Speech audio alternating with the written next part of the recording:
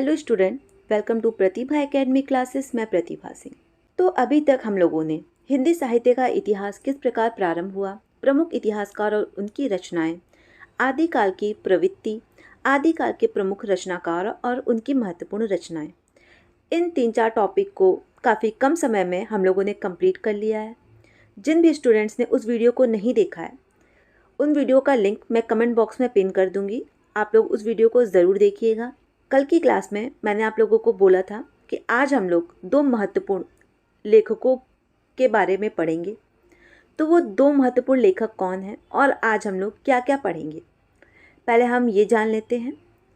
तो आज की जो क्लास होगी आप लोगों की, उसमें हम लोग विद्यापति किस प्रकार के कवि हैं, उनकी कौन सी रचनाएं महत्वपूर्ण हैं, उनके बारे में आलोचकों के क्या कथन हैं।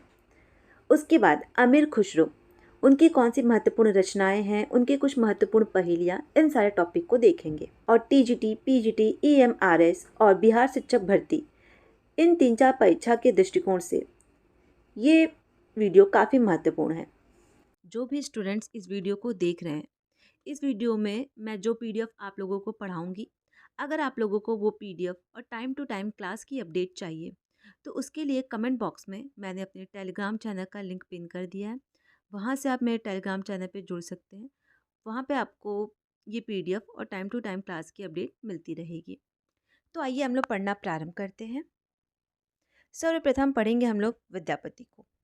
ठीक है, तो विद्यापति के गुरु का नाम क्या था? काफ़ी महत्वपूर्ण है और ये प्रश्न पूछा जा चुका है। तो विद्यापति के गुरु का नाम है पंडित हरि मिश्र।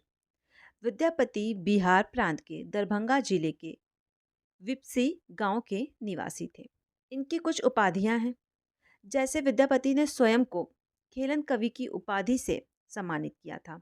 और ये प्रश्न टीजीटी और पीजीटी की परीक्षा में पूछा जा चुका है कि खेलन कवि किसे कहा जाता है, या फिर विद्यापति ने स्वयं को कौन सी उपाधि प्रदान की थी। तो आपको पता होना चाहिए। इनके कुछ अन्य नाम भी हैं, जैसे मैथिल कोकिल, अभिनव जयदेव, नव कवि शेखर, कवि कंठाहरण, पंचानन। ठीक है, अब हम लोग देखेंगे विद्यापति की महत्वपूर्ण रचनाएं। तो विद्यापति ने अपनी रचनाओं को 3 वर्गों में विभाजित किया है।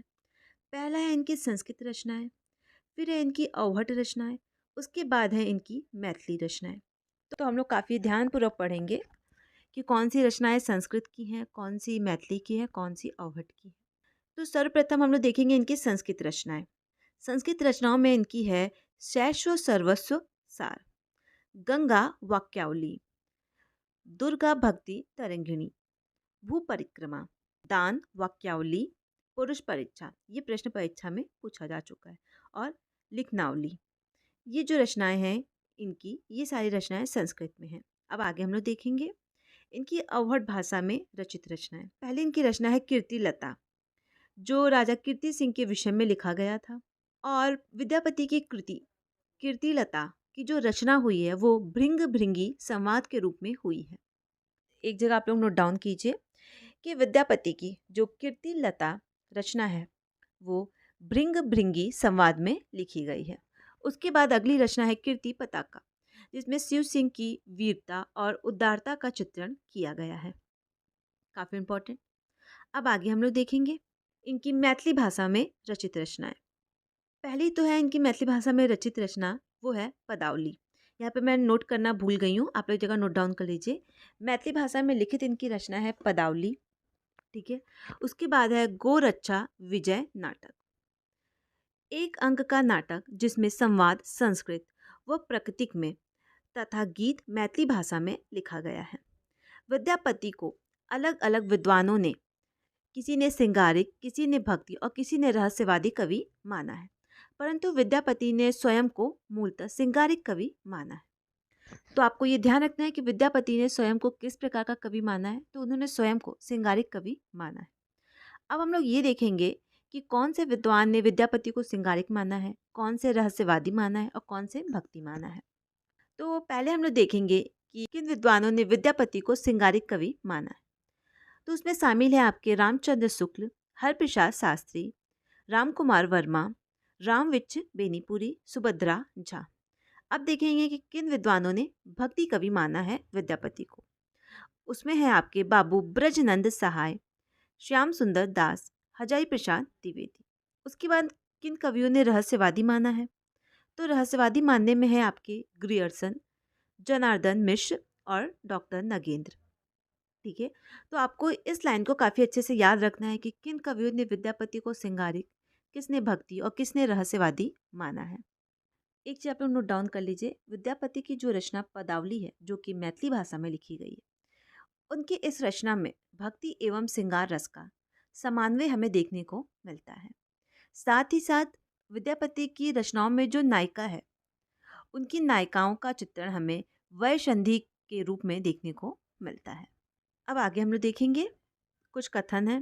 पहला कथन है आचार्य रामचंद्र शुक्ल का। आप लोग ये कथन देखिए, और ये कथन TGT, PGT, EMRS, UGC NET इन सारे परीक्षा के विद्यार्थियों के लिए काफ़ी महत्वपूर्ण है और कई बार परीक्षाओं में पूछा भी जा चुका है। तो कथन कुछ इस प्रकार है। आध्यात्मिक रंग के चश्मे आजकल बहुत सस्ते हो गए हैं।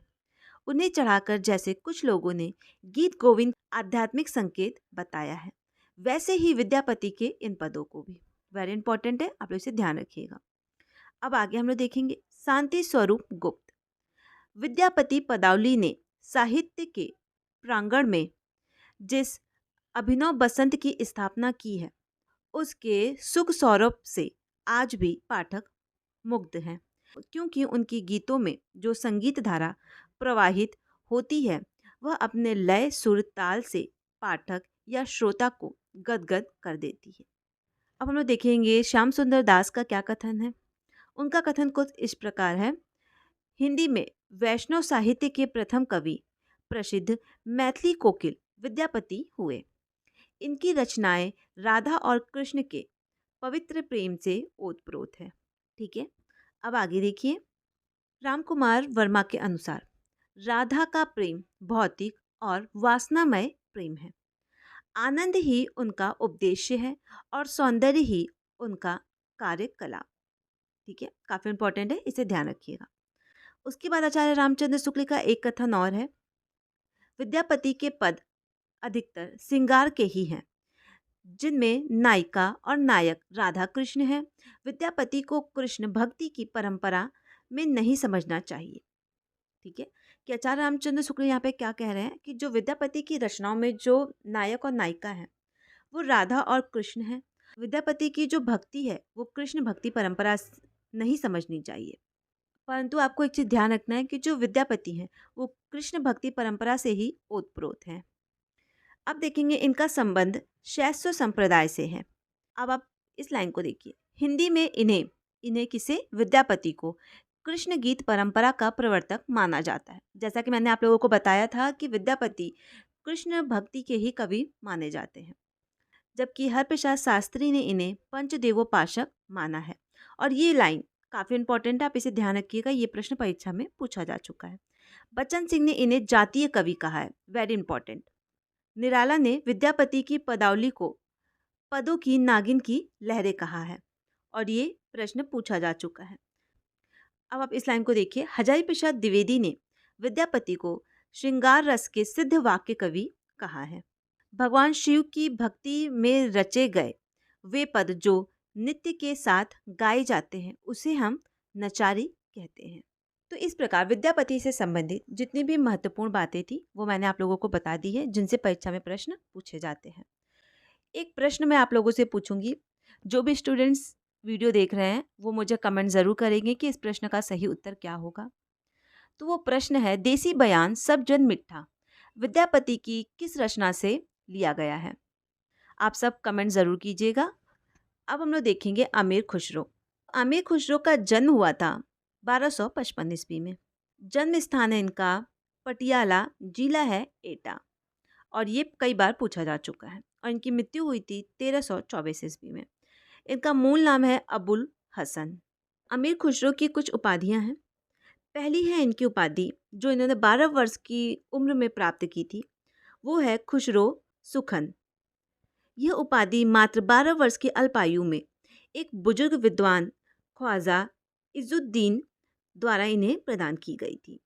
इनका उपनाम है तुर्क ए अल्लाह, तोताए ए हिंद, हिंदुस्तान की तूती। ठीक है, और ये प्रश्न बहुत बार पूछा गया है। इनके गुरु थे निज़ामुद्दीन औलिया, जो कि कई बार परीक्षाओं में पूछा गया है। अब हम लोग देखेंगे अमीर खुसरो की महत्वपूर्ण रचनाएं। पहली है खालिक बारी, पहेलियाँ, मुकरिया, गजल, दो सुखने, नजरान ए हिंद, हालात ए कन्हैया, नूह सिपहर। ठीक है। अमीर खुसरो को खड़ी बोली का आदि कवि कहा जाता है। और मैंने आप लोगों को बता दिया है कि ये निज़ामुद्दीन औलिया के शिष्य रह चुके हैं। हिंदी साहित्य के अमीर खुसरो एक ऐसे लेखक हैं जिन्होंने दिल्ली के सिंहासन पर 11 राजाओं का आरोहण देखा है। ठीक। अब आगे हम लोग देखेंगे कुछ विशेष तथ्य। इनकी खालिक बारी रचना एक शब्दकोश है, ठीक है, जिसमें तुर्की, अरबी, फारसी, हिंदी भाषा के पर्यायवाची शब्दों को शामिल किया गया है। यह रचना गया सुबुद्दीन तुगलक के पुत्र को भाषा ज्ञान देने के उद्देश्य से लिखा गया था। काफ़ी इंपॉर्टेंट है, इसे ध्यान रखिएगा। इनकी नूह सिपहर रचना में भारतीय बोलियों के संबंध में विस्तार से वर्णन किया गया है। इनको हिंदू इस्लामी समन्वय संस्कृत का प्रथम प्रतिनिधि कवि माना जाता है। आगे देखेंगे हम लोग। ये खड़ी बोली हिंदी के प्रथम कवि माने जाते हैं। जैसा कि मैंने अभी आप लोगों को बताया था कि अमीर खुसरो को खड़ी बोली का प्रथम कवि माना जाता है। ब्रज और अवधी को मिलाकर काव्य रचना करने का आरंभ इन्होंने ही किया था। डॉक्टर रामकुमार वर्मा ने इनको अवधी का प्रथम कवि माना है और काफ़ी इंपॉर्टेंट लाइन है, इसे ध्यान रखिएगा आप लोग। ये अपनी पहेलियों की रचना के कारण सर्वाधिक प्रसिद्ध हुए थे।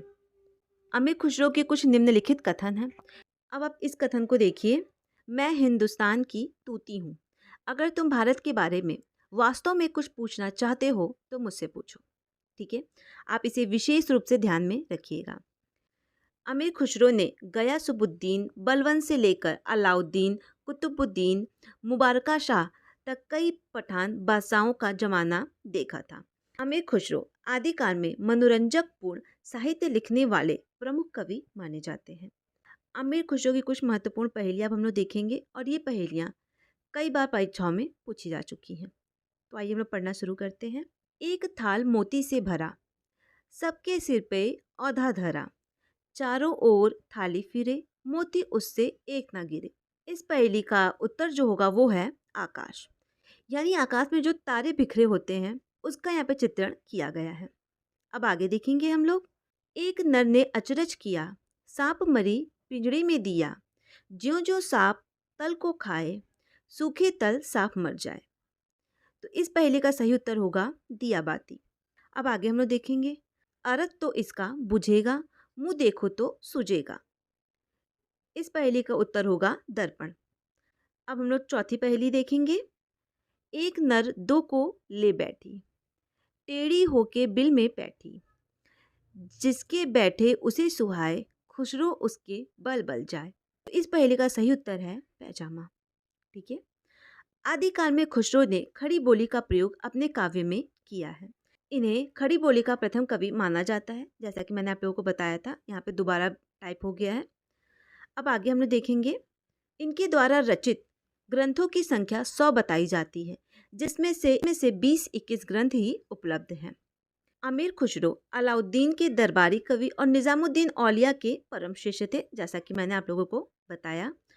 अब हम लोग देखेंगे आचार्य रामचंद्र शुक्ल का अमीर खुसरो के विषय में एक महत्वपूर्ण कथन। वो कथन कुछ इस प्रकार है। यह आश्चर्य की बात है कि क्या खुसरो के समय तक भाषा घिसकर इतनी चिकनी हो गई थी जितनी उनकी पहेलियों में मिलती है। और काफ़ी महत्वपूर्ण कथन है और कई बार परीक्षाओं में पूछा गया है। तो इस प्रकार मैंने आप लोगों को विद्यापति और अमीर खुसरो से संबंधित जो भी प्रश्न परीक्षा में पूछे जाते हैं, जो भी महत्वपूर्ण तथ्य हैं, वो सब काफ़ी अच्छे से बता दिया है। जो भी स्टूडेंट्स इस वीडियो को देख रहे हैं, अगर आप लोगों को पीडीएफ चाहिए तो कमेंट बॉक्स में मैंने अपने टेलीग्राम चैनल का लिंक पिन कर दिया है। वहाँ से आप मेरे टेलीग्राम चैनल पे जुड़ सकते हैं। वहाँ पे आपको ये पीडीएफ और टाइम टू टाइम क्लास की अपडेट मिलती रहेगी। और किसी भी प्रकार का कोई डाउट होता है तो आप मुझे कमेंट कर सकते हैं, या फिर कमेंट बॉक्स में मैंने अपने इंस्टाग्राम का लिंक पिन कर दिया है, तो वहाँ से आप मुझे डायरेक्ट मैसेज भी कर सकते हैं।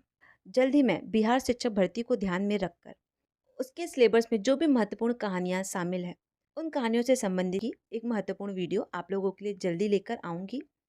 तो आप लोग मेरे साथ जुड़े रहें और वीडियो पसंद आता है तो दोस्तों के साथ शेयर करना और चैनल को सब्सक्राइब करना ना भूलें। Thank you.